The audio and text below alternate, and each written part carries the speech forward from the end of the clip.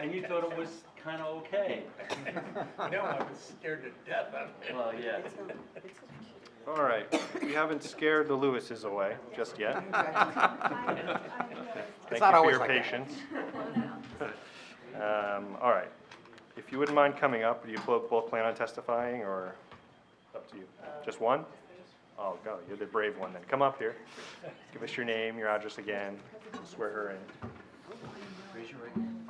Do you swear or affirm testimony you're about to give in this matter is the truth, the whole guys sit truth, down, and please. nothing but Thank the truth? Yes, I State do. your full name for the record, spell your last name. Monisha Lewis, Lewis. All right. Ms. Lewis, bring us back down to earth. Tell us a little bit about what you're looking for here and how we can help you. Yeah, thanks for hearing us this evening, and thanks to the Office of Community Service for all of their help preparing this. My husband Wayne and I moved to Summit about 2 years ago, first-time homeowners. We just welcomed our first baby boy about 5 weeks ago, so excuse my exhaustion. We would like to replace an existing bluestone patio in the back of our house with a raised deck, raised by about 20 inches in order to be level with the exit of the home. So currently there are 4 doors that lead to the backyard from the first floor of our home. In 2 of those doors, there's an immediate step down to the grade level. And in 2 of the doors, there's a small landing and then a step. So we just want the whole deck area to be level with the house for safety and also for just more open environment in the backyard. We don't plan for this to be much larger than the footprint of the patio as is. We just want to straighten it out. Currently, the edge of the patio is on a curve, so we just like a nice straight line to sort of conform with the shape of the house as well. And that's it. Okay. Let's offer our, I don't know if you have any planning Well, I'll testimony. ask some questions. I don't have, I Sure. haven't reviewed any plans. Yeah. So do you know the extent of the variance relief that you're seeking in terms of, I assume there's some setback relief or coverage? There's Yeah, no we get- setback relief. I'll give it to you. Building coverage of 25.83, where 18 is the maximum permitted. And this is a raised deck? 20 inches, yes. Yes. And that's why you're triggering the building coverage. Yes. So do you have a sense how much larger is the deck going to be than the patio? Do you have a sense? It doesn't look like much, but I'm, It's not much, maybe 5 square feet larger in order to square off the end, because right now it's on a curve. Those curved deck boards are tough to get. Just to be, so the setbacks are compliant, and Mr. Gavin, the impervious coverage is also compliant? I only had the one variance listed by, So we'll assume it's, I would assume it's in check. The setback will be 45 feet. All right, based on our review, now I'm looking at your Engineer. report. You want to handle it? All right, why don't you, go ahead. Okay. I'm on your letter, page 1 at the bottom, based on our review, somewhere around there. Right. Well, there's no need to go through the entire letter at this point. We were just going to say a couple of items here, that the applicant hasn't proposed any stormwater improvements, and based on the no increase in impervious coverage, we take no exception with that. We also noted that there's the survey notes the fence along the south property line that is encroaching into lot 29, so leave it up to the board to decide what needs to be done with that. And those are the only 2 things. Yeah. All right, and she's located in the R10 zone, Yes. and in accordance to your memo, the property has 11,848 square feet. Yes, correct. Just a note on the fence that that's not actually our fence. Okay. That is our rear neighbor's fence, so it's their lot. Okay. Okay, That answers the question. thank you very much. We noted in the prior application, among a lot of the talking, that we typically condition the applications on acceptance of the engineer's letter that just captures these facts and some conditions. You find that acceptable? Yes. Excellent, thank you. Thanks for a little planning, a little engineering. Any questions from members of the board? Don't want to work too hard on this one. That's Are what there we're any hoping neighbors for. here Yeah, to, that's the next question. Any neighbors let's or try. members of the interested public interested in either asking a question or providing your comments on this application? Normally, it's a good idea to bring pictures, but tonight, thank you for nothing. I have them on my phone if you'd like to No, check we it don't out. want to enter your phone No, into your it. phone would Yeah, have to go in there. That's It's right, a mess. plan on putting a walkway from the driveway to the back? Not at this point. If and when we plan to do that, we'll submit for approval. Right. Do it without it. We've learned You a lot saw. this evening. Okay, any other questions from members of the board? No? Excellent, anything you'd like to say in closing? That's it. Thank you. I'm sorry. Go ahead, no, go I do ahead. have a quick question. The existing patio, is that going to be demolished, or are you going to leave it there underneath the deck? We're going to take up the stone for repurpose. So we want to save it. We're going to sort of stack it or put it in the garage so that we can hopefully reuse it or sell What will be it. underneath the deck? Dirt? And landscaping, what's it Under called? Under the deck? We'll put like a mesh. The mesh Like the fabric down. Okay. Okay. for So- drainage. But that's an excellent question Yeah, because because the, it's improved drainage. right, as opposed to if there was a patio there and you left it, it would continue to be impervious. And you're saying it's stone anyway, not a patio? It was. Right. Yeah. All right. Do we need to apply for, You're doing a good thing. You're Okay. good. okay. It's good. Cool, all right. Check with Chris if you have a doubt. He's been awesome, so I will. Awesome. Oh, you mean, is that Chris? Chris, yeah. yeah. Okay, good. All right, I'm so happy to hear that. hearing no other members of the interested public, caring to comment on the application, wonderful close, only one condition, which would be acceptance of the board engineer's letter. Would anyone care to begin our deliberations? Happily. I can support this one, as the, I think it was the forester noted, very well screened, so raising it up a foot does nothing. This is a safety issue, as you note, carrying a baby downstairs. I'm just amazed you've been away from a 5-week-old now for 2 hours. I'm getting hourly photos. And as Ms. Sager got you to point out, you are in fact improving drainage on the property. So for all of these reasons, I can support this application. Would care to add to that? Just agree with everything. I mean, I think it's actually an improvement, and the forest okay was a big thing, so yeah, I can support it too. Okay, excellent.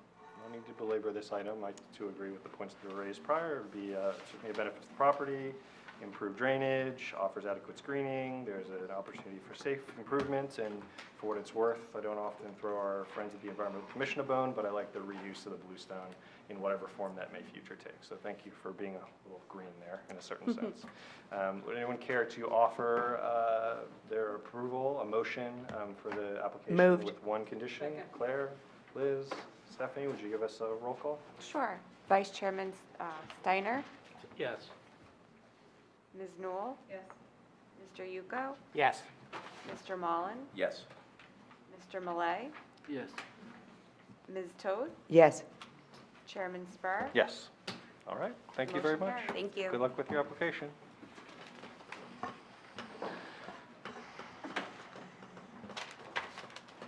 All right, next up, 79-105 New England Avenue, NE Summit Associates.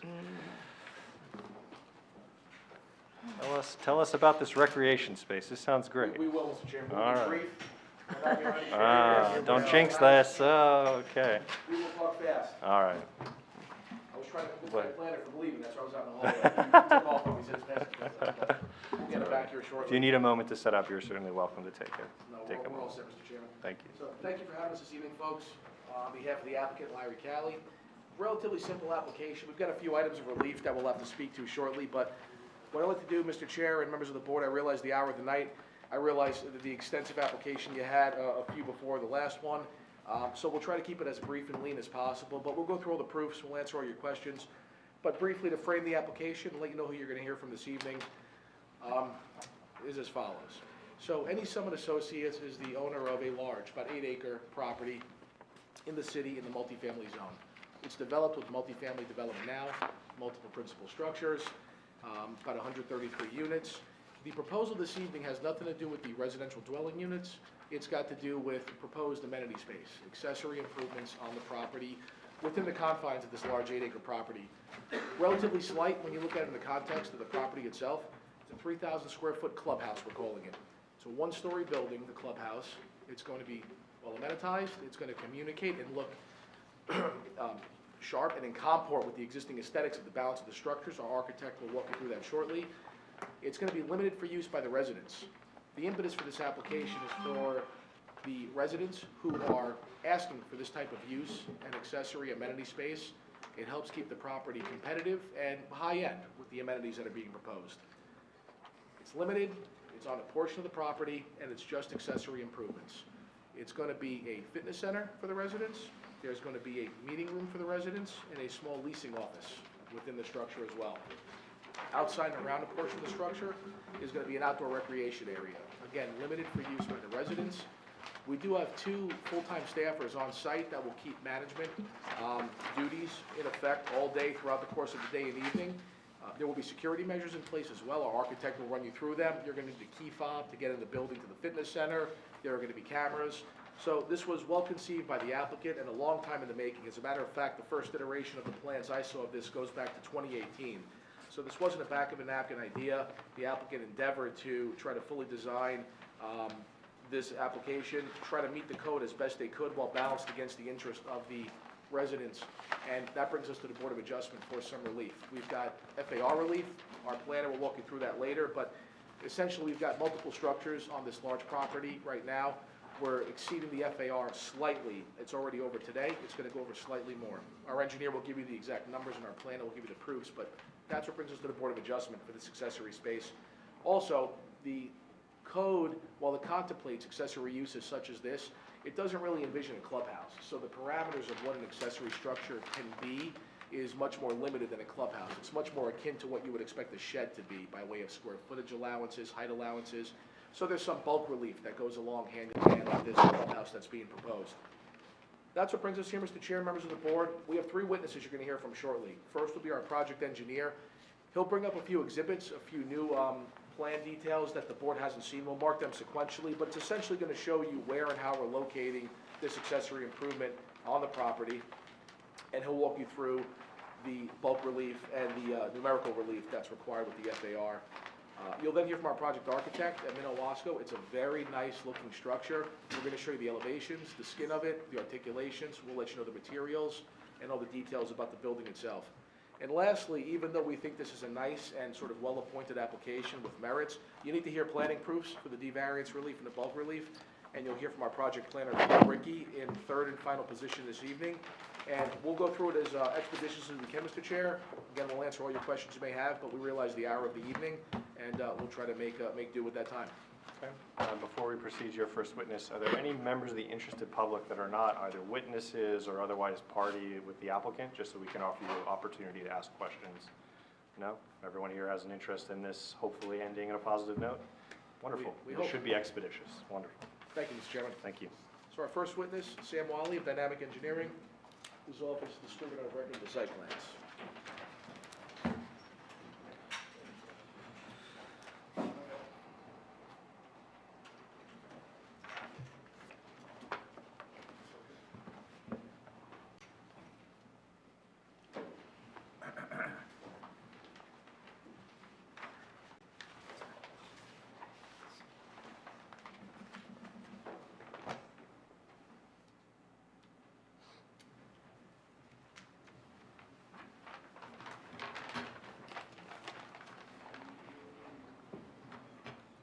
Raise your right hand. Do you swear or affirm the testimony you're about to give in this matter is the truth, the whole truth, and nothing but the truth? Yes, I do.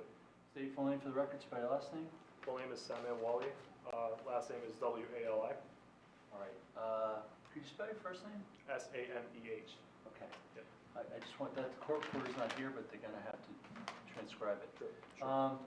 And you're a licensed professional engineer in New Jersey? Correct, yes. All right, provide us 3 boards that you've testified before recently. I've appeared before the Borough of Roseland, East Brunswick, and Township of Union. Do you accept credentials? Mostly because he cited 3. Usually people give 5, 6, 7, or 8. So thank you very much. We'll accept your credentials. All right, what's your favorite color? That's Key 2 is efficient, Mr. Chairman. Thank you. I appreciate your following instructions. Thank you. Sam, I know shortly you're going to walk the board through the project, and we'll mark this when we get to it, this aerial map exhibit. But if you would, Sam, perhaps briefly take the board on a tour of the property, and then we can zone in on the areas of improvement, if you will. Yeah, sure. So the site is also known as the as the board may know, the New England Village Apartments. It's actually located within the multifamily residential zone along New England Avenue. The property is located at the northeast corner of New England Avenue and High Street, and is specifically identified as Block 1804, Lot 7. The property is currently developed with 16 two-story residential buildings, several garages, paved parking areas, sidewalks, a community pool, as well as 3 existing driveways that are, one of which is at the entrance along New England Avenue, 2 of which are along High Street. That's a general overview of the overall site layout. The buildings are a little bit scattered throughout, and they are dispersed throughout. Again, there are 16 buildings, so it is quite an interesting site to work with. Another thing I did want to mention as well was the topography behind the site. There's actually a 25 to 30 foot drop off from the right-of-way from New England Avenue all the way back to the train tracks all the way at the rear of the site along the New Jersey Transit line. I think that pretty much covers the overall existing conditions. I can go a little bit more in detail once we start introducing that exhibit, which I can mark as A1. A1, please, with today's date. It's entitled Aerial Map Exhibit prepared by Dynamic Engineering.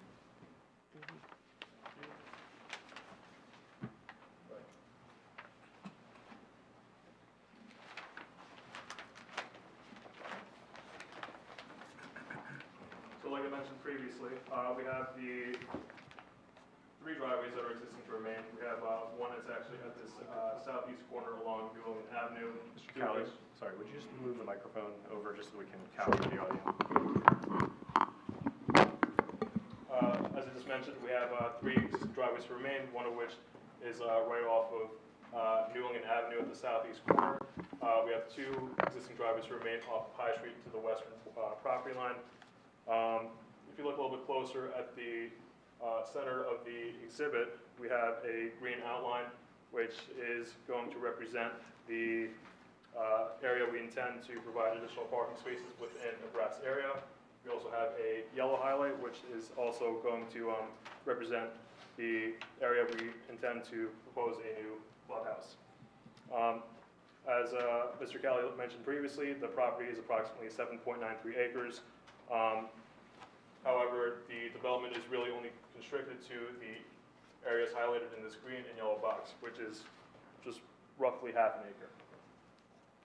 We'll discuss in a little bit more detail shortly, but I just wanted to point out again that these improvements are within the confines of the entire development, and the proposed clubhouse and parking that will be proposed is not going to be visible from adjacent uses, nor the right-of-way, whether it be New England Avenue or High Street. Going into the surrounding uses, we have essentially all residential properties all throughout. So to the north, we have the New Jersey Transit rail line, as well as single-family residential to the north. Beyond to the east, we have the multifamily residential development known as Rain Court. To the south, we have the New England Avenue right-of-way, in addition to another multifamily residential beyond. And lastly, to the west, we have additional single-family residential dwellings, as well as the High Street right-of-way. Before getting into the proposed conditions, I did also want to note that an important feature behind the site is the topography. Like I mentioned previously, it does end up grading pretty significantly from south to north, going from high to low towards that New Jersey Transit rail line. And more specifically, looking at the proposed clubhouse area where we have this yellow outline box, there's approximately a 7 to 8 foot drop in this little highlighted area as well, which is going to end up impacting the building height calculations as well as the grading and drainage design. So assuming there's no further questions on the aerial map exhibit, I'd like to move on to the overall site plan, which was actually... And Deputy, feel free to interrupt him at any point you feel he's not making sense, but otherwise we'll let him keep going. Thank you. Thank you. I do actually have a If you have question something, yeah, regarding please. that. The aerial map sheet that you're showing, is that the most recent? Because the plan we have does not show the yellow outline of the clubhouse. No, this was specifically Okay. prepared just for the. Got it, okay, Yeah. thank you. Yep.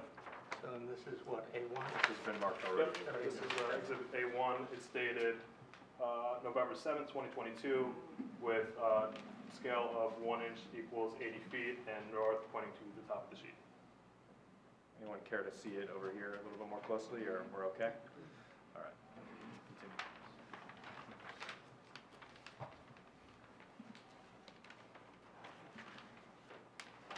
Okay, so moving on to the overall site plan.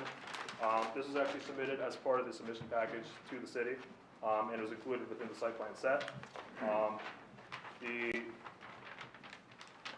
overall site plan is dated July 8th, 2022, last revised August 30th, 2022. The scale of 1 inch equals 30 feet, with, again, north pointing to the top of the sheet.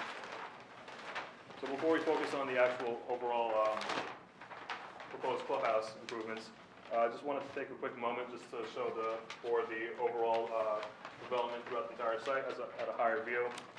At the northwest corner of the site, we have the proposed 6 additional parking spaces, while at the eastern portion of the site, we have the proposed clubhouse building with an additional 8 parking spaces directly in front of the main entrance. As previously testified, we're not proposing any changes to the means of access or the drive aisles to the site. As for parking, under existing conditions, we have 209 parking spaces. Under proposed conditions, 5 of those spaces will be removed, 14 additional spaces will be added for a net gain of 9 spaces. Therefore, total parking spaces proposed is going to be 218, which will require a variance as 264 spaces are required for RSIS standards. The plan also proposes 2 additional ADA parking spaces directly in front of the clubhouse entrance, which will comply with the net increase in the proposed spaces we're providing. As noted in Mr. Dower's engineering memo, the applicant agrees to provide 2 additional ADA spaces to bring the entire site into ADA conformance. In addition, as discussed with Mr. Dower earlier this afternoon, the applicant does also agree to provide an additional EV charging station in front of the clubhouse to satisfy the state EV charging state requirements. Can we pause on that for a second? Sure. I was a little confused by what was included in the packet. What does the state require us to do? And it sounds like we can't actually break from that standard. I don't know who wants to answer that question in terms of EV stations.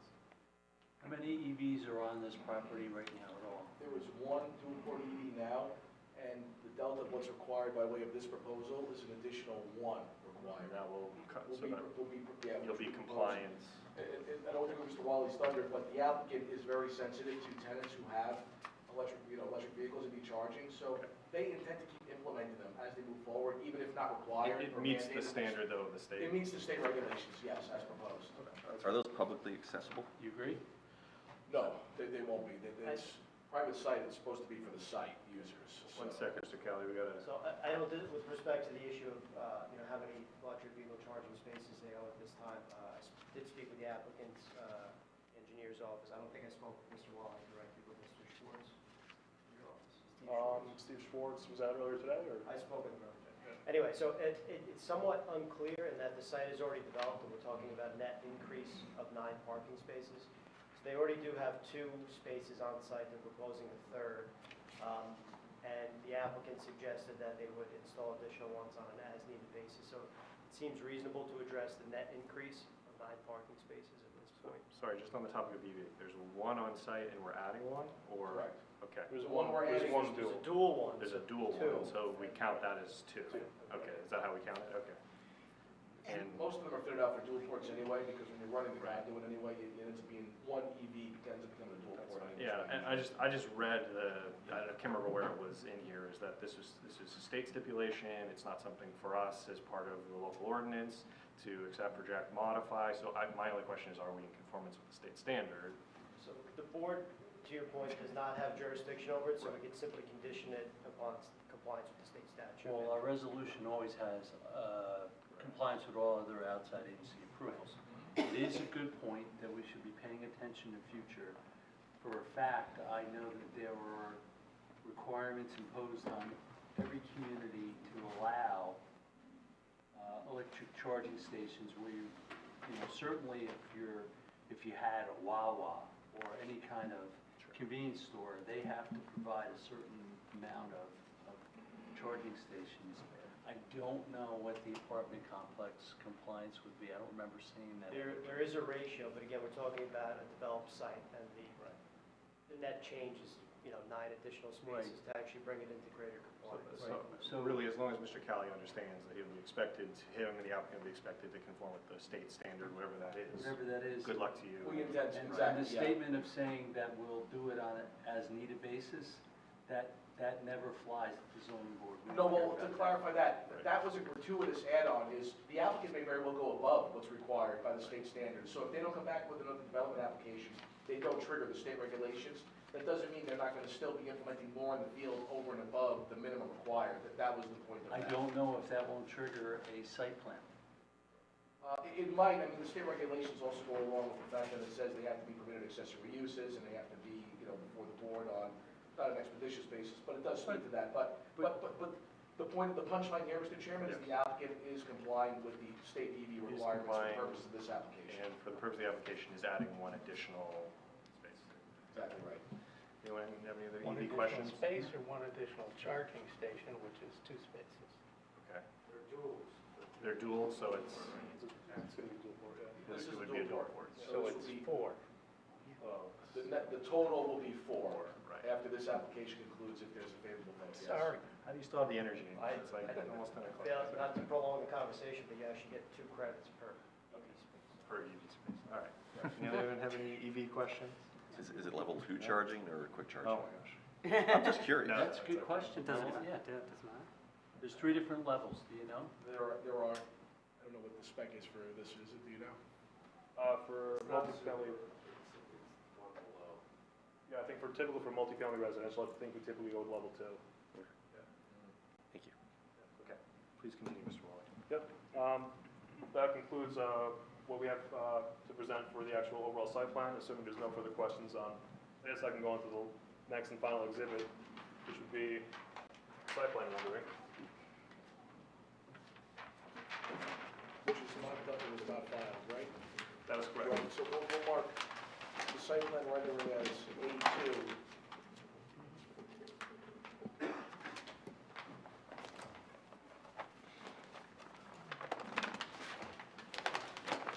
Okay. So the site plan rendering has been marked as A2. It is dated November 7th, 2022, with a scale of 1 inch equals 10 feet, with the north pointing to the top of the sheet. This exhibit is a rendered version of the submitted site plan that was sent into the township for review, along with the landscaping superimposed. As depicted, the applicant proposes to construct a single-story, 2,942 square foot clubhouse with outdoor lounge area, which is intended to be used for residents only. The apartment complex was built in the 1950s, so the applicant is looking to upgrade their amenities, as Mr. Kelly stated previously, so the residents, similar to other residential developments. The clubhouse building itself is approximately 63.5 feet from the closest residential building to the north, and approximately 19.1 feet to the nearest residential buildings to either the east or west side. As testified previously, there is a significant grade drop in this area. To clarify, the building does not have a basement and or a lower level and is only 1 floor. However, viewing the clubhouse from the front entrance, looking northward, the building appears to be 1 story. However, when viewing the clubhouse from the rear, looking southward, the building appears to be 2 story, and that's essentially just exposed footing due to that excessive grade drop. Based on the average grade calculations, the building is 31.48 feet due to the slope and will require a variance as 15 feet is permitted for accessory structures. Under existing conditions, the site does not comply with the maximum building coverage or floor area ratio requirements, so variances are being requested for the additional area associated to the clubhouse. For the record, The maximum building coverage permitted is 20%. However, 26.2% is existing and 27.1% is proposed. As for the maximum floor area ratio, 40% is permitted. However, 50.1% is existing and 51.0% is proposed. So overall, there's a minimal increase as compared to the existing conditions. As testified previously, there are 8 additional parking spaces at the front of the clubhouse entrance, along with an ADA ramp for direct access into the building. The surrounding sidewalk connections and stairs will also be replaced as needed. Moving on to the rear of the building, the outdoor lounge area at the back is also proposed. This includes decorative concrete pavers, several seating and lounge areas, a 10-foot by 20-foot pergola, a fireplace, a fire table, along with a proposed grill station. The outdoor area will be open from 8:30 a.m. to 10 p.m. The applicant currently has 2 full-time maintenance staff that live on site who will manage the operations of these improvements. This includes bulk cleanup and trash pickup every morning. This is also making sure that everything is turned off and locked every night. All gas appliances such as the fireplace or the grills will also include emergency shut-off valves as well as timer valves to ensure that they're not being used off hours. Due to the limited improvements, the proposed project is not classified as a major development and therefore does not trigger state stormwater requirements. However, additional drainage improvements are proposed to comply with these city stormwater regulations. Stormwater runoff generated by the clubhouse and surrounding grass areas are collected and detained within 4 underground dry wells, which are located at the rear, where they will be captured and infiltrated into the subsoil. Under existing conditions, the stormwater generated by this area simply sheet flows to the rear of the site northward and is eventually collected by on-site inlets. So overall, the drainage under proposed conditions will be greatly improved due to the implementation of the dry wells and capturing with minimal sheet flow.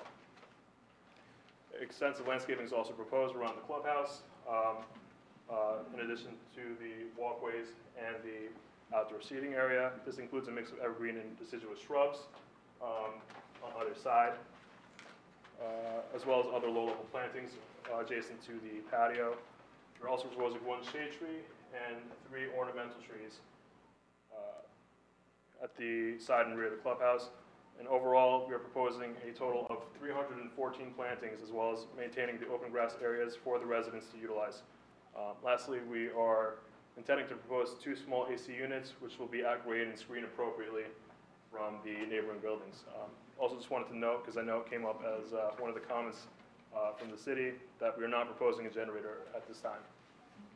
We are also providing new decorative LED fixtures mounted at mounting height of 10 feet to comply with the city code within the limited area of development. These light fixtures are consistent with the existing lights that are existing throughout the rest of the development present day. The design complies with the city's light intensity requirements. However, as noted in Mr. Dower's engineering review letter, we will provide additional internal light shields to these fixtures adjacent to the residential buildings to reduce light spillage and minimize glare. In addition, our office will also go out to perform an existing light study in this area to ensure that the light levels adjacent to these residential buildings won't be intensified from the proposed light fixtures. We will agree to work with the city engineer to come up with an acceptable design that will conform to the lighting requirements outlined in the city ordinance. And lastly, while not included in the submission package, the applicant does intend to propose new wayfinding signs and will agree to comply with the city's requirements. And that concludes my direct engineering testimony. What was that last comment? Who knew what kind of signs? Wayfinding, like directional signage. Wayfinding. Yeah, fine. Mr. Kelly, will Mr. Wally comment on the fire department's comments? Certainly. Okay. Could you address that, Mr. Wally, about an auto turn fire engine apparatus analysis? No problem. Yeah, so we actually did have a chance to run that ahead of the meeting, and we did get to confirm that there are no issues with providing an additional circulation plan and depicting that there's no issues with fire access. Do we need the condition resolution, so the fire chief confirms that as well, or? That'd be I nice. missed it. Yeah, you can add it. Yes. That's fine, we'll submit the template, that's no problem at all. So a submission, so it's submission of an auto turn fire engine apparatus analysis and satisfactory approval or review and approval by the fire chief. Well, let's talk about that for a second, right? You didn't put a template on this to see if the turning radius works? It's not included in the actual site plan set. We did have a chance to run it for the meeting tonight, and we did confirm it does actually end up working out in terms of truck circulation. Kids, engineering kids? There's no change really to anything on site as far as the site circulation, so there was nothing was ever requested for the template. You think we should get that to make sure? Yes. That's fine, we ran it, so we'll just. Yeah, that's fine. yeah. That'd be wonderful. It's everybody, they don't wanna have a fire and some people not get to where it's gotta get, right? Thank you. Dipti, what else do you want to, Sure, I can Probe go around here, through yeah. some points that weren't talked about as much. Let's just go through that real quick. In general, for a recommendation for the site topography, if you guys can add that to the plan so we have an idea of what the site topography is for this, for the entire site, because we're looking at the grading plans for the proposed clubhouse from the specific location. So it'd be, even if it's a note, something of that nature would be great to have on the plans. Then, as we go through. Is that in your letter? So, We wrote that, we don't, the existing site plan does not depict the site topography, so it's a recommendation. well, if you want it, I wanna do more than just recommend it, I want them to comply, right? Absolutely, okay. All right. well, so Mr. Dower wrote this letter, so don't worry. No. If we can have that, the topography That's no submitted. problem at all. Thank you. Yeah, currently the site plan was limited to topography just within the improvement areas, but we can go out and provide additional topo for the rest of the site. No problem. We would just add that as a condition to the application, just so it's clear. What else do we have here? I heard a little bit of testimony about submission of a lighting plan. Did I hear that correct? Or? Yeah, so one of the comments actually on the engineering letter was in regards to these light fixtures directly adjacent to these existing residential buildings.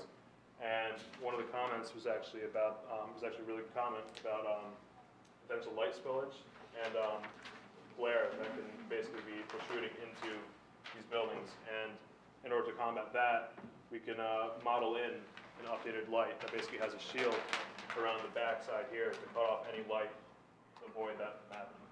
Shoebox lighting?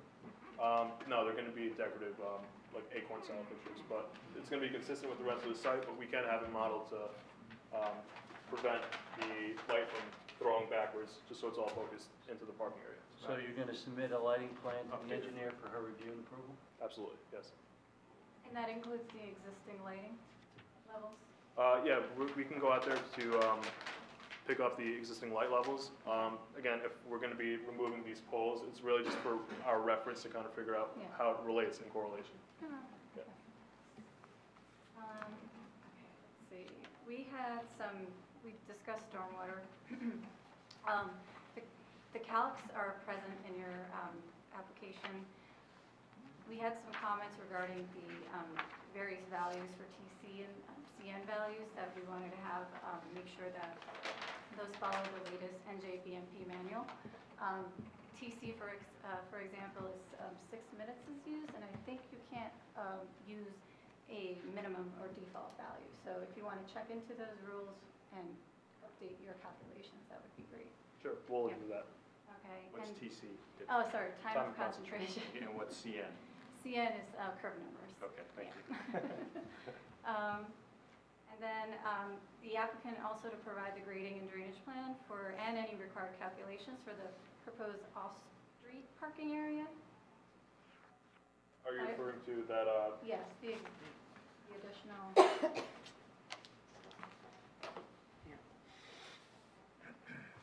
you're referring to this area, to the western portion, correct? yes. Got it. Okay.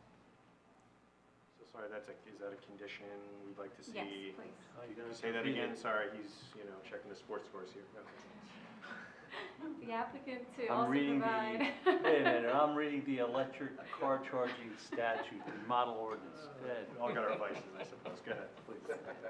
So what is it that you were seeking?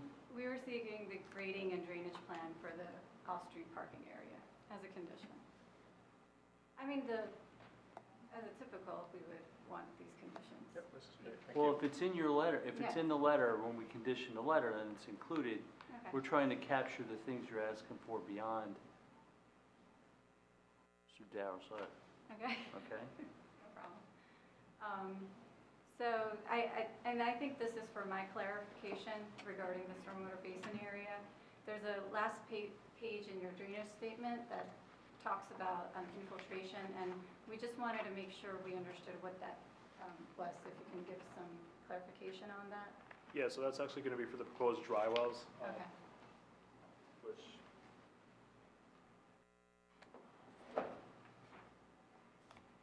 there's going to be 4 total, 2 which are located to the west of the proposed clubhouse, 2 which are also going to be proposed to the north. They're not showing up. I think there's a printer issue, but those are essentially to combat the increase in impervious coverage from that proposed clubhouse. Okay.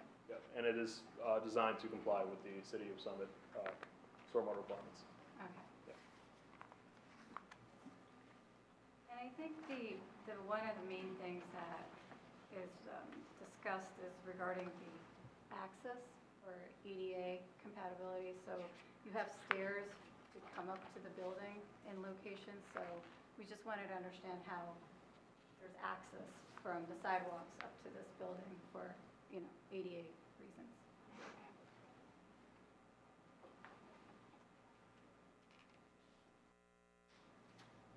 So specifically, ADA access is provided at the front of the building with these additional ADA spaces, along with a ramp to access the actual clubhouse itself. As for the rear, there's not a whole ton of options, just based off how the site is currently developed to provide that ADA access. I think the most feasible alternative to provide access to this patio area at the rear would possibly be running through the pool and essentially ensuring that the grades there work. But essentially for that, we would need to further review the topography, but I think that's probably the best bet as far as accessing the actual patio itself. But for the actual clubhouse, it is already accessible. Can I expand upon that? So I think, as far as I understand it, I don't mean to pick on. As far as I understand it, there's no basement level, right? Yeah. So That is there's no access out onto the patio. So if one were to go from the clubhouse to the patio or vice versa, that's the issue. So I understand your point, you can get to the patio somehow, but if you're trying to get from within, the building to the rear patio, I think there's a restroom facility located in the clubhouse, right? I believe so, yes. So if I'm on the patio watching a game or doing whatever, and I want to get into the building, and there's an issue with access, I think that's the part of the issue there. Needs to be addressed. Right. Again, like I mentioned Do you previously. guys have an architect? We We do. do. So the architect should probably deal with that, right? Within the structure, he'll confirm conformance with ADA standards. I think Sam is trying to get you Is he from here tonight? outside. Yes, he's our Okay. second of 3 witnesses. He'll be up right after Sam. That's all I meant, is the right Yeah. witness, Yeah. engineer's trying to give you the answer, but maybe. And the basement is not, there is no basement? There is no basement. basement. So we got that, we picked that up somewhere and we shouldn't have? I don't know where that came I from. think there was a question. No, he says that there is no basement, that's what he Right, but I said. think in Krista's review, I saw it somewhere, someone. It's a reference to a basement, in one of the reports. Yeah, Yes, somewhere. There is no basement. I Any don't- further questions, Dipti or Tom? Sorry. Anything? Yeah, please, go. Okay, so a couple more maybe, but, right, the demolition plan, there was a wall that was shown to remain on the west of the proposed clubhouse location. Can you give us a little bit more clarification on this wall? Yeah, so essentially, like I mentioned previously, there's about a 7 to 8 foot drop off from the front of the proposed clubhouse just to the rear. It's a pretty significant grade change in this short distance, and it's essentially just a retaining wall. Okay, That's all it really is. okay. Yeah, and the portion, there shouldn't be any portion downward, and we're essentially just grading around it to You're catch grading up. around, okay, thank you. I'm good, thank you. Excellent. further you'd like to add, Mr. Wally? No, that Pretty much covers everything I need to say. Okay, questions from the board? Mr. Steiner to start? At the end, you mentioned wayfinding signs. That's a very nice, large box of canaries. Are we getting a full signage plan for the entire complex? Because you're going to want people from the other end to know where this thing is, and that means you're going to have a whole new signing complex. Are we going to get that from any of your other witnesses or yourself? My Because understanding, signage is a big thing when you're going to totally re-sign the place. yeah, my understanding was that there would only be essentially signs directing to the leasing office that's going to be relocated. It's The currently what is going to be relocated? the leasing office. So this is not a clubhouse, this is now a leasing office? There is a leasing office within the clubhouse that the architect will go in further detail for. So this is not just a clubhouse, this is now an office for other business of the complex. Well, it was always on the plans, the 3,000 square foot structure is a fitness center, it's got a tenant meeting room, and there was a small leasing office that is being relocated here.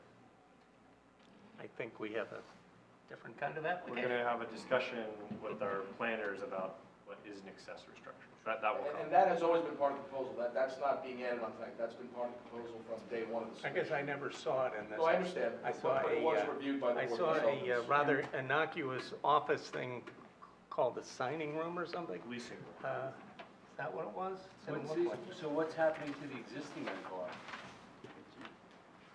Mr. Kelly, what's happening to the existing leasing office? I'm not certain our architect will be able to speak to that.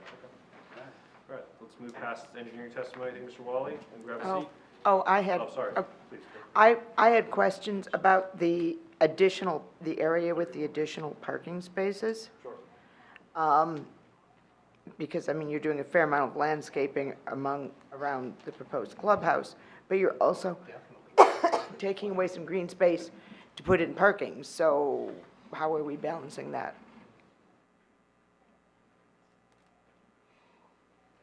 So again, we are proposing the 314 spaces. They're primarily focused around the actual, 314 plantings that are primarily focused around the actual clubhouse, walkways, and the patio area at the rear. And the idea was to basically provide enough screening and landscaping here to kind of spruce up the amenity areas to kind of offset the additional green space that's lost in exchange for the additional parking to bring us closer into compliance with the minimum parking that's required for RSIS. Questions? I'm watching the clock, by the way. I'm aiming for 10:30, just FYI. But let's see what we can do. Thank you, Mr. Wally. Let's just hear from an architect. Very good, thank you, Sam. Our second of three witnesses, Mr. Chairman, our project architect from Minnewaska, Jack Raker, coming up now. We'll be marking a few more exhibits that have some color added to them with the elevation shortly. After we swear and qualify, Mr. Raker. Mr. Wally, make sure those marked exhibits end up with our board secretary. Thank you. Raise your right hand, sir. Do you swear or affirm testimony about to give this matters the truth, the whole truth, and nothing but the truth? I do. Say your full name for the record, spell your last name. My name is Jack Raker, R-A-K-E-R. Even though I think you've appeared before me before, please give us 3 boards that you've appeared before recently. Before Woodbridge, Chatham, and Montville. We'll accept your credentials. Thank you. Proceed. Jack, you heard the testimony from Sam on the site. If you wouldn't mind walking the board through the floor plan, look at the elevation, so we can go over the materials and the facade as well. Sure.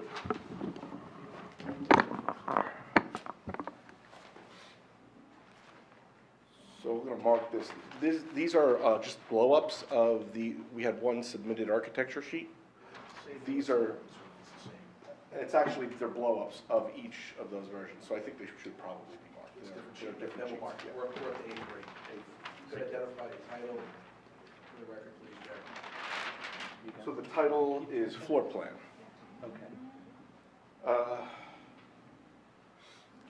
Okay, so basically, at the bottom of the page is the main entry to the building. As you were looking before, there were a series of parking spaces, as the engineer described. Those are out in front toward the bottom of the page. So these double doors here are the main entry to the building. To the right, as you come in, is the leasing office that was described to be moved. Typically, in your amenity spaces, and we've done many of these types of amenity spaces, typically you have your leasing room as part of that. You want to show one of the amenities to future tenants. So when future tenants come in and they are talking to the leasing agent, they see around them all of the great amenity that they can get if they decide to rent here. So then, as you proceed through, there's a nice large great room. TV is places for people to gather. To the right, another area of a billiard room or games. Sometimes there's, they're calling out for here is a shuffleboard, like hand shuffleboard table. And then immediately to the left, you'll see there's, as you come in, there's a fitness center, one of the more popular amenities for people to have. Rather than paying for a gym every month, it's great to have it right on site. It's close to their home. And then behind that, we have a men's and women's room that work well with the fitness center. So there is no access toward the back. That patio area is, I believe, is about 8 feet lower in the back, so there's no direct access from the clubhouse to that patio area. You'd have to go out the door and around some of the sidewalks. Can you comment on accessibility to that outside of the space? I can't comment on the site accessibility, that would be for the engineer, but the interior of the clubhouse is fully accessible inside the clubhouse. Okay. So Mr. Calley, we want some answer in terms of accessibility, which I don't think is unreasonable, from the interior space to the exterior space. As it's projected here on the, I don't know what sheet I'm looking at, I believe the original sheet from yours, the exterior space is only accessible through a series of stairs on either the left or the right elevation. Right, I think Mr. Wally says he can get you there. He has to check some of the topography out there, but he was talking about a routing to get to the patio. But as Mr. Raker indicated, nobody goes from the structure directly to the patio. Everybody exits and goes around. And there will be ADA accessibility for anyone with those needs to leave the structure, which is ADA accessible, and get around to the patio. Mr. Wally needs to just figure out the routing. I see, for example, though, what appears to be an exterior door adjacent to the women's room.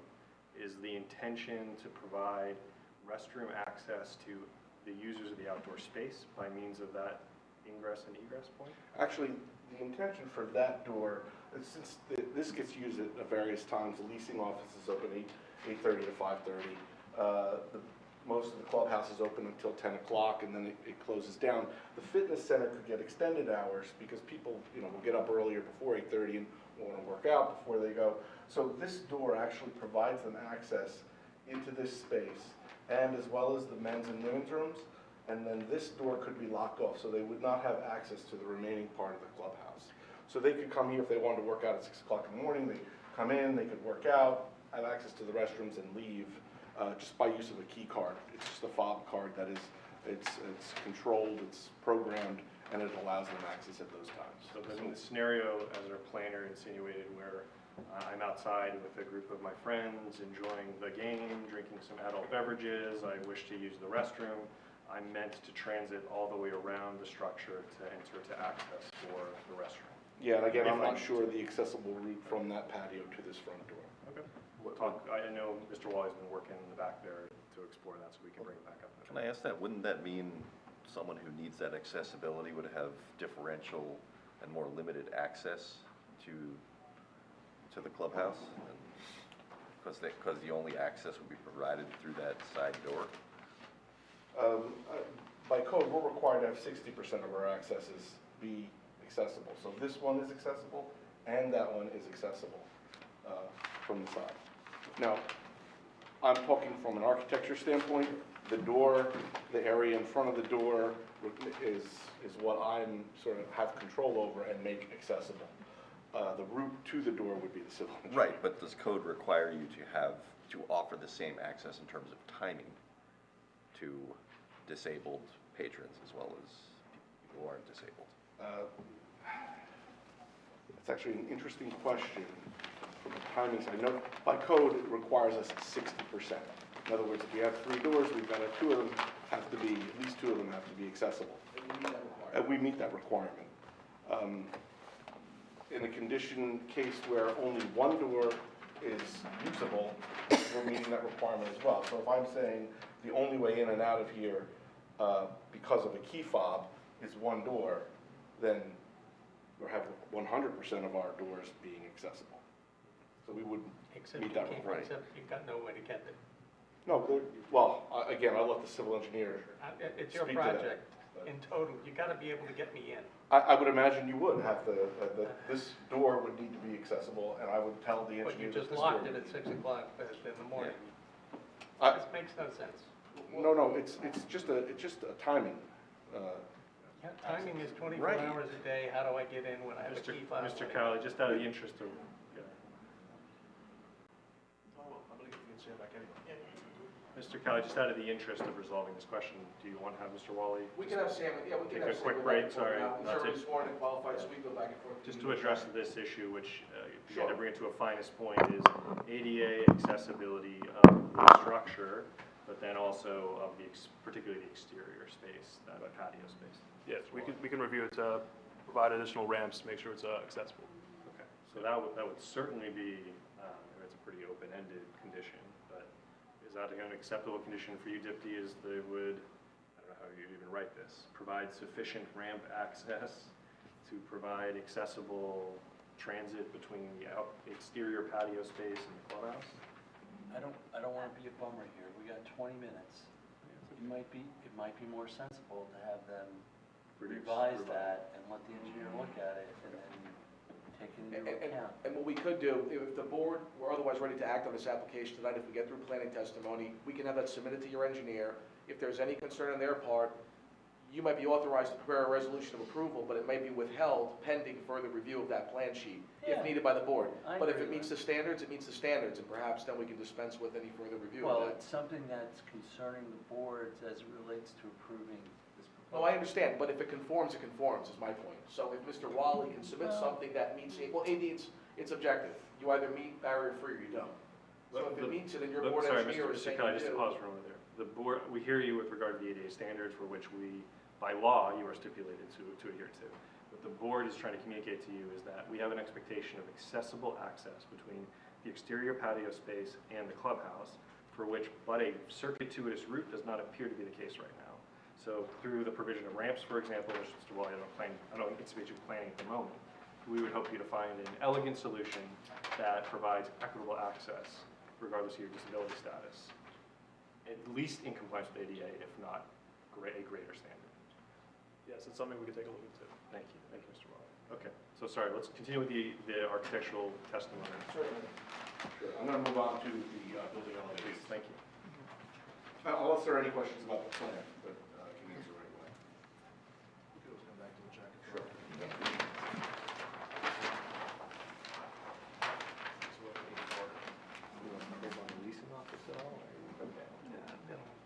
Hold your fire. Gonna give him a chance.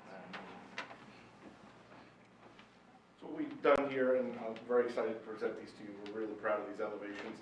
We've created some great elevations we feel that will blend in very well with the existing community, with quality materials, a traditional design that works with the traditional design that is there already. We have brick, fiber cement siding, asphalt shingles, great, I know a thing right now that's really hot is a black window, and we're using that here. The black windows are an accent to the clubhouse. Gable roofs, and you can see in the areas, in some of these areas, there, pitched roofs have some taller windows. We do have some space up in the clubhouse where we're doing some clear-story ceilings. And the overall height of the clubhouse measured from average grade to the peak of the roof is 31.48 feet as the engineer described. This is sheet A4, this was east elevation and south elevation. This would be sheet A5. And this is the west and north elevation. Here you see the north elevation is the back of the building where the patio is. You can see that patio down below here, and then the space of the building above is up above that chimney that comes up. It's a nice accent feature to the clubhouse. Here you can see the grade difference between the front and the side. It's level to that doorway, and then there are stairs down, but we're going to come up with a ramp solution, it sounds like, for the access from the lower level to this upper level.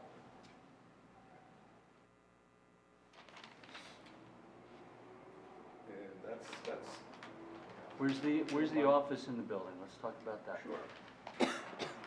It's immediately as you enter the door to the right. Okay. It is a leasing office. Right here, it's a closet, small desk, and that's where you greet any future tenants. All right, do you know where this is a long-standing apartment complex, so there must be a rental office somewhere else. There is, yes. Is that going to continue? My understanding is no, this will be the new rental office. What's happening to the old rental office? I don't think you have anything changed as part of this application for that just yet. If the owner chooses to do something with that space, I'm sure it'll be back before whatever board has jurisdiction. It's not being repurposed to a dwelling unit, if that's the inquiry. That would be another density variance, so if it Well, were, once again, we it'd be grant back the before this density board. variance, you'd have to come back here. Exactly right, We'll retain jurisdiction. so. exactly right. How many square feet is that office? The office. No, the one that's being abandoned. I'm going to give you some rough dimensions here. The I'm one not that's being interested in that. Oh, the one that exists? So Yes. 200 square feet, ballpark about 250 to 350. Got it. Thank you. There's a data room there, I think that's what it's called. What, Yeah, it's. is that to run all the fobs and everything else that have to go through the rest of the They building? have to store, there's a lot of items that they store in a leasing office, whether it be key fobs or setting up the key fobs, machines, copy machines, things of that nature. So that would be in that data room. How big is that space? The data room? Yes.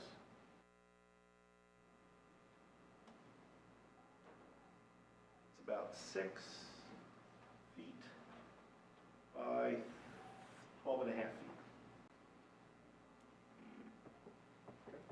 With a walk-in closet next to it. Going back to the rear elevation, I mean, can understand why somebody would think that there was a story there, but what is there Oh, it's just- inside the building? There's just nothing behind the building.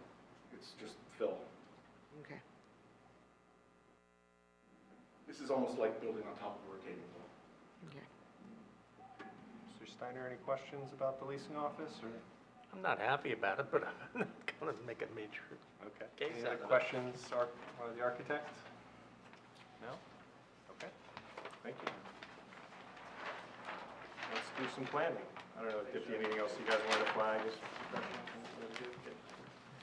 And they're not going anywhere, Mr. Chairman, so if there is any lingering questions, we'll always recall them if needed. Thank you. Our final witness, Paul Rickey, our project planner. Raise your right hand. Do you swear or affirm the testimony about to give this matter is the truth, the whole truth, and nothing but the truth? I do. Thank you. Could you state your full name for the record, spell your last name? Sure, it's Paul Rickey, R-I-C-C-I. And could you provide us with 3 boards of report appeared before recently?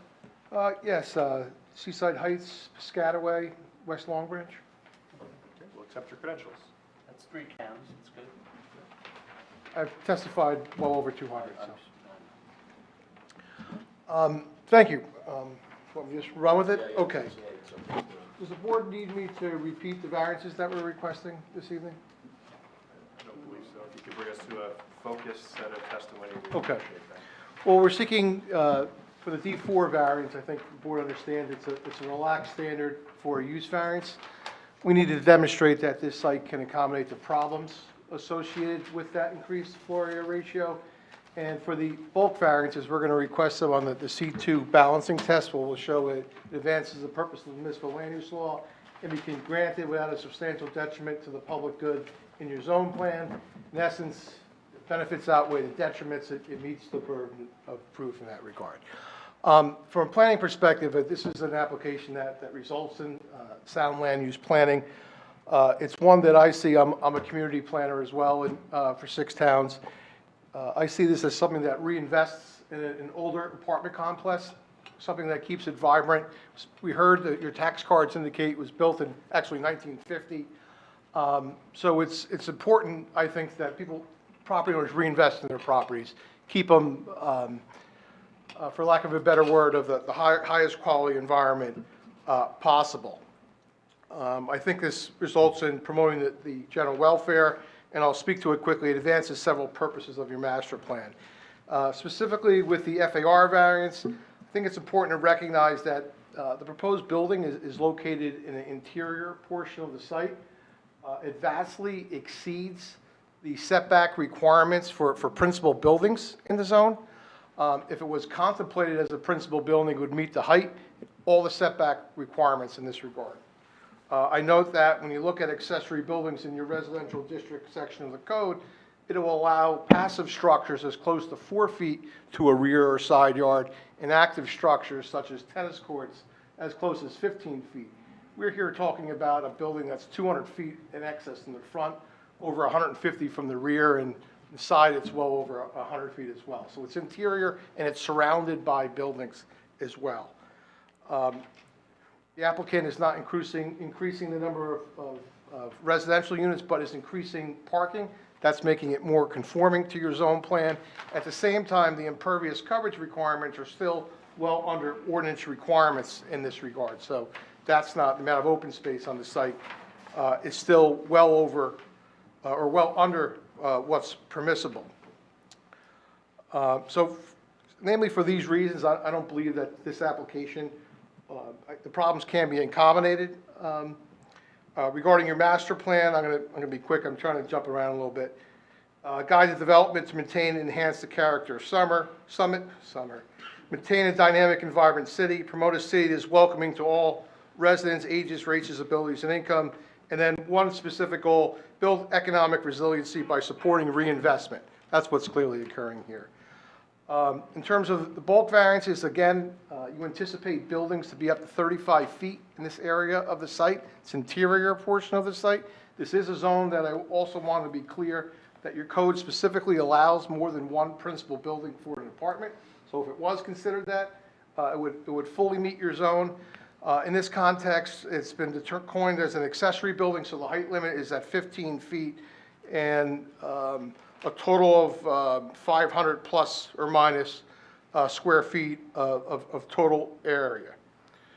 So in terms of the bulk variances, as I mentioned, I think this results in a better zoning alternative for the property, recognizing its large size and where the buildings are being placed. That's something that's not anticipated for accessory buildings. Again, that could be as close as 4 feet in a residential district.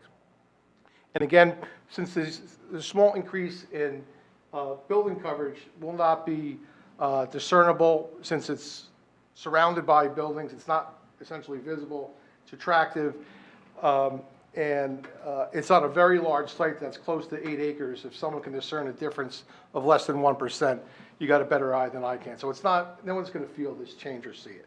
So it's my planning opinion that this results in a better zoning alternative for the property.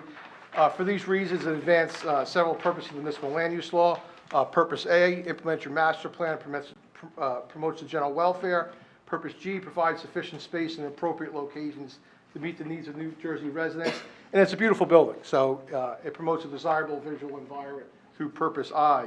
The negative criteria, the law speaks to that these variances can be granted without a substantial detriment to the public good. That's namely surrounding property owners. Again, this is internalized to attract.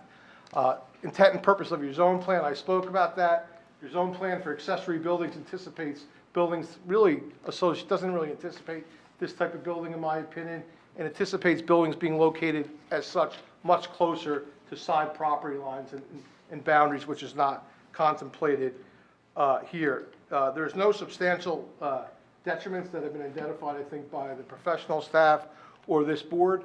I think it's a great application. It meets the burden of proof. It's something that also allows you to, I guess, put your mark on this project and make sure that this reinvestment occurs in a positive manner as well. So I think it's a great application. Excellent. Thank you. I hope I wasn't too long. No, it was good. You did well. Before, Tom, you get to shine, if you anything you want to flag? Anything in this? No? All right, Tom, this is why you're here, man. Show us how it's done. I would agree that the building is accessory to the multifamily use that exists on the property, including all the uses we find within the building. In terms of considering any impacts, I would note or reiterate that there are no new residential units being proposed, that the increase in FAR building coverage, are less than 1% both, and that the site where the improvements generally seem to be contained within the central area of the site surrounded by multifamily buildings on all sides, so it would generally be invisible to surrounding development. And I would also agree that the accessory building constraints that are in the ordinance are generally written for single-family or two-family residential properties meant to allow for two-car garages or pool houses and the like. So I can understand maybe granting some flexibility with regard to those provisions. And finally, they are proposing an increase in parking of 9 spaces where to 218 spaces where a minimum of 264 spaces are required. So there's a benefit there, I would argue. Okay, excellent. Any questions from the board? Mr. Steiner? Oh, I'm not sure which one of the 3 witnesses or the attorney should answer this, but I really want to know why. If this was something that the tenants all wanted, and there are 133 of them, 133 tenant spaces occupied, you'd think some of them would be here saying, hey, we need to have a recreation facility, we need to have a gym, we need to have all this stuff. They're not here. I just kind of wonder why we're here. Mr. Cali, aside from the late hour, why aren't the tenants here? I think the question is almost rhetorical to me, to be honest with you. I mean, it's pretty apparent this is an improved amenity space for our tenants. The tenants should not and would not be here. I can't think in my 20 years of bringing flag-waving tenants in support of an application like this, where it's an accessory use that's permitted under the code and being developed in such an impressive fashion like this. There's no nefarious why. Especially with a large percentage of it being used for the benefit of the leasing company. Okay. Thank you. Thank you, Mr. Kelly. Thank Any you. questions from this side of the board? Regarding this, we have here a rental office, and there will be some traffic and pedestrian going in and out to the rental place. So where are they going to park? They're not supposed to park on the property. Are they going to park somewhere? I think it's a little hard to park around that area. Will those spaces in front of the building be marked or reserved for prospective tenants, or can you anyone comment on where? The intent was not to designate spaces in that location, but that is the obvious place where someone would park when they come in, and it's ad hoc. We're not talking about a mad run of folks coming in. It's going to be occasionally and slight. You're talking a car here and there. They would be an invitee, so they are allowed onto the property and allowed to park. And I think that's the most obvious space. I pointed over here, but the plan was up before on the site plan right here. They're going to park probably as adjacent to the building as possible. Will there be any? For that brief meeting. Will there be Would any you be signage amenable or? to putting one of those goofy signs that says future resident parking or something like that? I can ask my clients. Just something to encourage that kind of use, right? Yeah, certainly. Okay. Yeah. It's a nice, friendly welcome. Why it's absolutely. We want one goofy sign, courtesy Mr. Mall. I think the applicant said 2 goofy signs. 2 goofy signs, okay, get a discount. Buy for bulk. In my observation, just seeing large complexes around the country that are usually 300 and 400 units, they'll usually have 2 future tenant spaces, so I think that's adequate. Now that I know there's a pool inside, I'm post, 2 interested. sides. Yeah. Could do that. Okay. But maybe just to that point, you'd raised an item, Mr. Steiner, about wanting to see a signage plan. Right, wait for that. You're now going to have people pulling into any one of 3 driveways wanting to get to your leasing office, slash whatever else we want to call it. I just think, fitness center. Mr. Cali, some summary of the anticipated signage revisions on the site to accommodate the change of traffic flow, change in use. And would that require then review by the zoning officer? Because she specifically notes that the applicant should verify that no new signage is proposed as none is shown. So she didn't even consider Maybe signage. signage that would run And it counter to was what an people- add-on as the last line of his Well, I testimony. would point out from a First Amendment standpoint that they should be able to change some signage without changing the physical sign, right? The content is absolutely up for grabs as of right, absolutely. If it's already on the sign, the content is absolutely Well, if you protected. tell people to go left when they're supposed to go right, Right. then I think we have reasonable regulations we have a reasonable expectation to No, but control now it it. sounds like they're proposing to add new signs. Are you, Mr. Kelly, anticipating the addition of any signage that would require the review of the zoning officer or any other? Perhaps for a permit, but the intent is to fully comply with the code for all of this directional signage, which has been described as wayfinding. Okay. And if it doesn't comply with the code, we're back before the board on variance relief or bulk relief for signage, so. Well, let's. If it's code compliant, it's code compliant, and that is the intent. That's right. So what do we care? Do we care about a signage plan, Dennis? I wasn't. We can thinking certainly about submit it, as resolution compliance, we can certainly submit Yeah. what we intend by way of wayfinding and denote it where you'll find them on the plan. That's easy enough, if it gets the board's comfort Tom, do you level, have but any again, it's concerns? intended to be. Well, as fully long as compliant. the zoning officer then confirms that it's Yeah. okay, because she's assuming no new signage. Well, realistically, there's a sign already pointing people to the zoning office, and they're going to have to replace that or change it. They're gonna have to change it because it's So- not there anymore. Right. Joe's point is right in the sense that what they're doing now might be slightly changed or altered by what they're gonna do. Where the office is now and where the office will be, they might change it from a left to a right. It's a matter of confusion. They're saying, what do you guys give a shit? We're just gonna do it and it's gonna work out all right. And Well, we are perfectly amenable with the city reviewing it through the zoning official to Right. confirm compliance, that's. Okay, let's add that condition, but the anticipation is that it won't require any deviation from the ordinance. can I call it a wayfinding sign plan? Certainly, it'd be consistent with testimony, so that'd be fine. So this is what I have so far. We'll edit the plan to put a note on the plan regarding topography. Is that right? You're running through all the conditions, sorry, at the yes. moment, or are you, what are you? Yes. Okay, so yes, we've heard the plan testimony, we've had questions, are all the questions consumed by the board, we're good on planning? There are no members of the public here. Let's review the conditions that are under consideration for the application. Okay, so yes. we're gonna add a note to the plan regarding topography. All right, 2, we'll supply a turning radius for fire apparatus. 3, we'll submit a lighting plan to the engineer for review and approval. 4, we'll submit a grading and drainage plan for review and approval to the engineer. 5, we'll provide a revised handicap ramping and access to the clubhouse, which will be reviewed and approved by the board engineer and planner. 6, we'll comply with the engineering letter. 7, we'll comply with the state EV regulations. 8, the use of the clubhouse is to be limited to the layout shown to the board at the time of the hearing, and the accessory uses limited as shown on the plan. So the office space is not to expand without the board's awareness of the change. 2 signs identifying future tenant use, and the applicant will submit a wayfinding site plan, which I think is smart to do because you gotta change these signs somehow because the rental office is in the location. Tom, anything you would want to add or we missed there?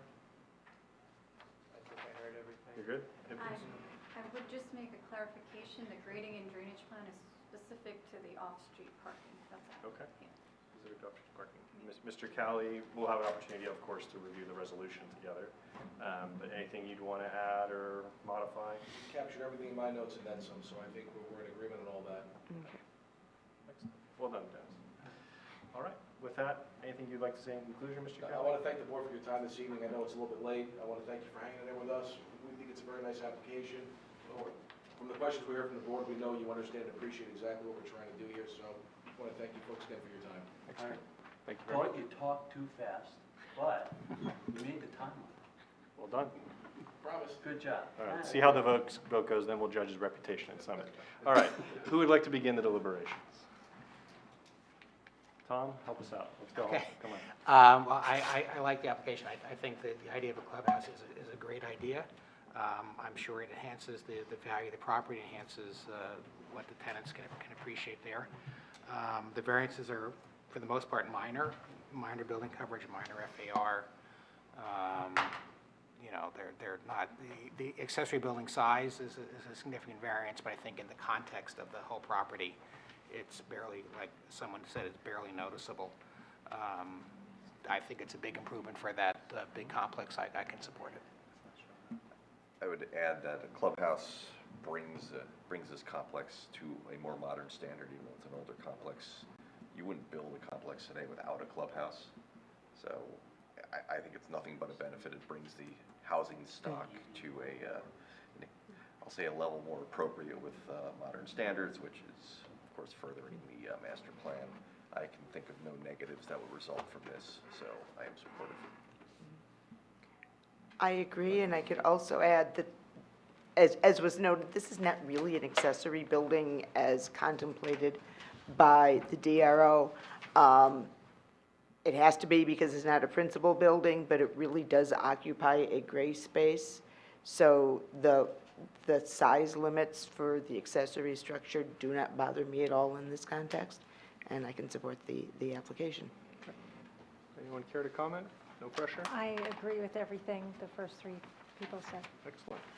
This time of year, I'm always looking for fodder for the annual report to the governing body, and the definition of an accessory structure is something that I will add, so thank you, Mr. Cowley. But yeah, for all the points that we raised here, particularly with respect to the master plan and how this breathes, to a degree, some new life into this really central set of physical structures and rental properties in Summit. It's nice to see that investment in conformance with the intent of the master plan. So I too can support the application. With the conditions that are noted, do we have a motion to approve the application? So move to approve with the conditions? The conditions, we have a second? I'll second. Second. Stephanie, a roll call, please. Sure. Vice Chairman Steiner, Yes. Ms. Newell, Yes. Mr. Yuko, Yes. Mr. Mullen, Yes. Mr. Malay, Yes. Ms. Toad, Yes. and Chairman Spur. Yes. All right. Thank you, Mr. Thank Cowley. you, folks. Thank you very much. Thanks, everyone. Happy holidays, everybody. Thank you very much. Thank you.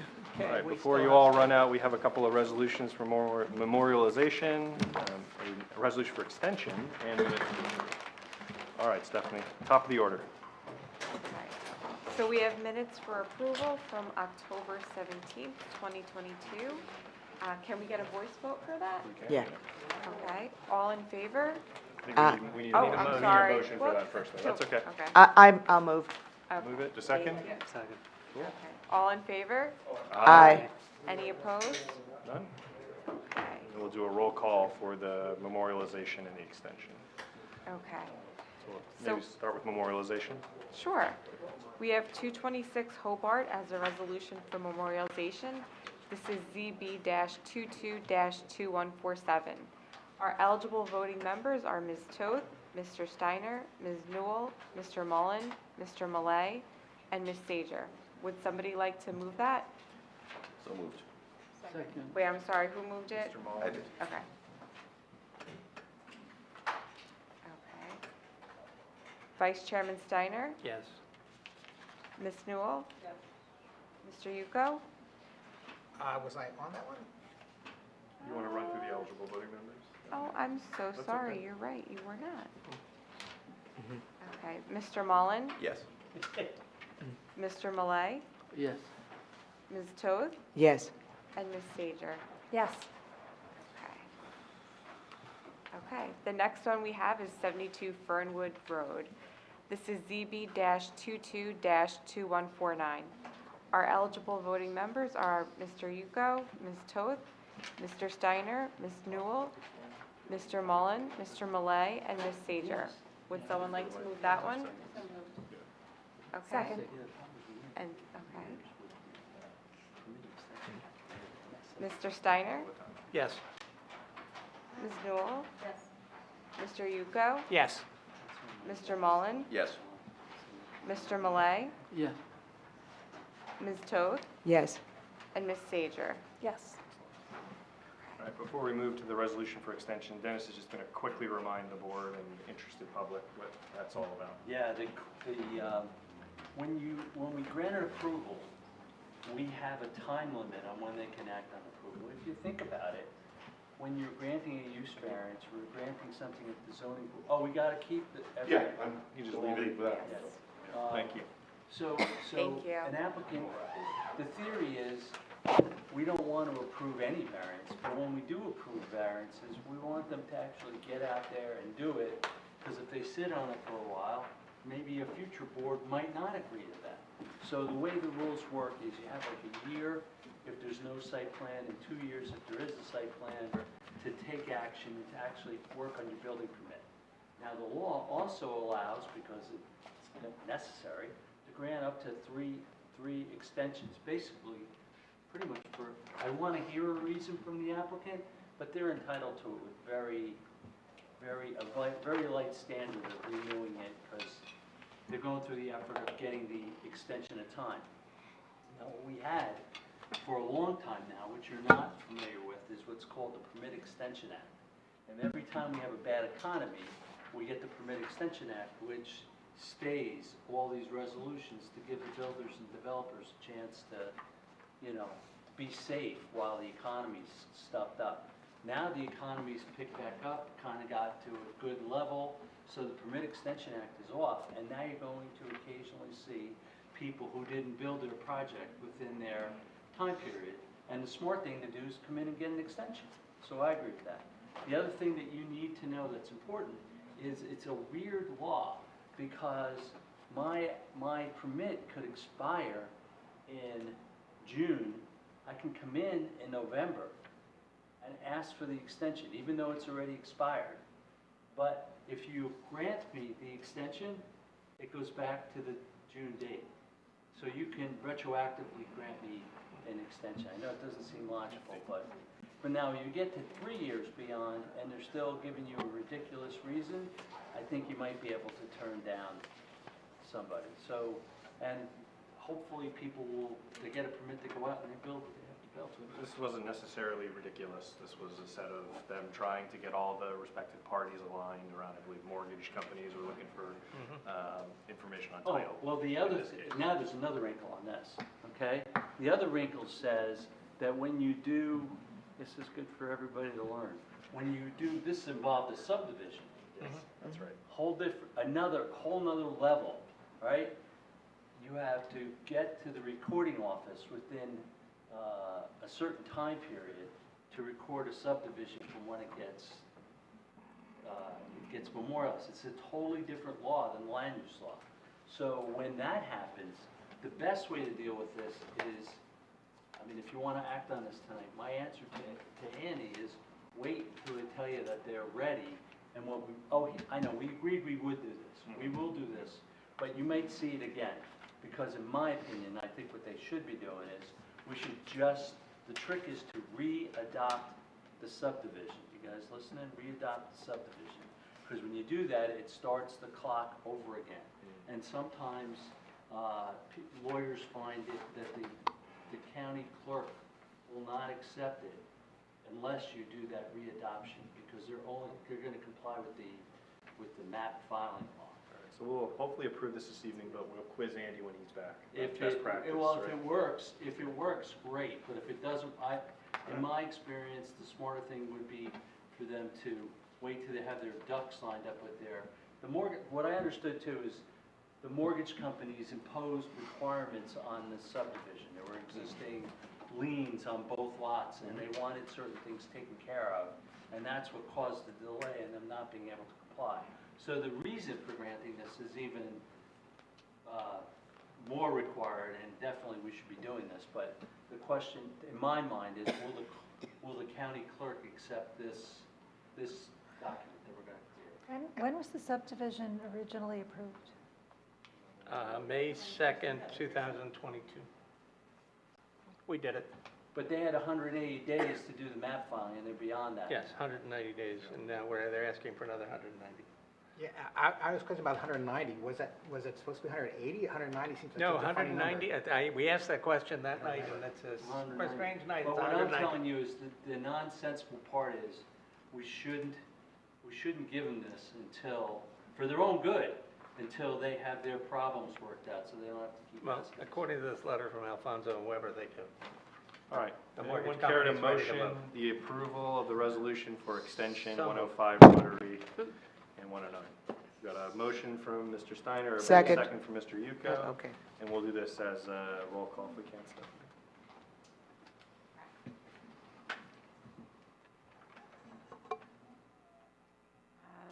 Vice Chair Steiner, Yes. Ms. Newell, Yes. Mr. Yuko, Yes. Mr. Mullen, Abstain. Mr. Malay, Yes. Ms. Toth, Yes. and Chairman Spur. Yes. Before we break, just a reminder for homework, you have responses to our RFQs for professionals sitting in your city inbox. Please review them. We'll have an executive session at the close of our next meeting. In the interim, you may reach out to Stephanie or myself with questions, or I'll likely hound you all individually. And look forward to your studious review of the options for our next class of professionals. Yes? Can we, Accessory uses in Summit, I don't like the language that says incidental and ordinary. I think that there should be a list, we should have learned that from the hospital case. Well, that's something for Burgess to resolve, okay. but anyway, sorry. Can I, before you do that, It should have been a list of accessories. before you do that, It just makes me want to hit it more, but go ahead. Yeah. if we can put this on the record, one of the things we talked about with the applicant, with the request for qualifications for folks was that we wanted to get better response. And I think we can put on the record that we accomplished that goal with the number of times it was downloaded and the number of applicants, the number of qualification processes received. All right, wonderful. We are adjourned. See you November 21st.